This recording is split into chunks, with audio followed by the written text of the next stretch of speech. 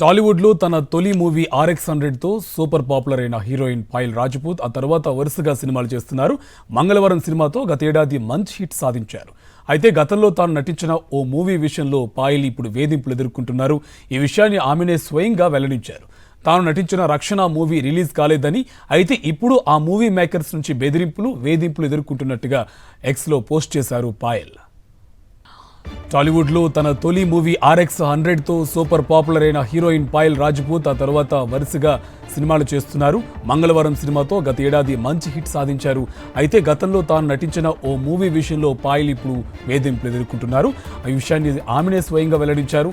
తాను నటించిన రక్షణ మూవీ రిలీజ్ కాలేదని, అయితే ఇప్పుడు ఆ మూవీ మేకర్స్ నుంచి వేధింపులు ఎదుర్కొంటున్నట్టుగా ఎక్స్లో పోస్ట్ చేశారు పాయల్.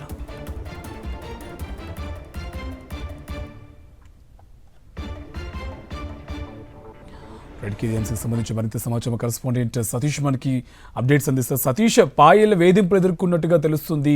ఎక్స్లో కూడా ట్వీట్ చేశారు. అప్డేట్స్ ఏంటి?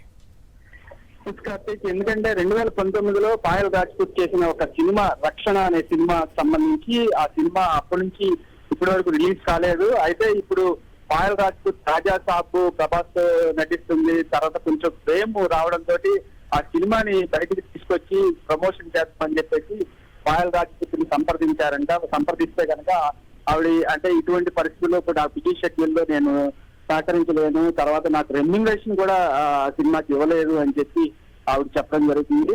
దీంతో వాళ్ళు రక్షణ సినిమా యూనిట్ కి సంబంధించి కొంతమంది బెదిరిస్తున్నారు, తర్వాత సినిమా ఇండస్ట్రీ నుంచే బ్యాన్ చేస్తాము అని చెప్పేసి వాళ్ళు బెదిరిస్తున్నారంటే కూడా ఆవిడ ఆవేదన వ్యక్తం చేసింది Payal Rajput.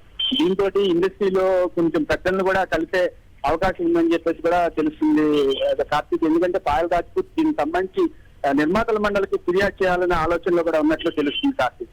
Right, thank you Satish.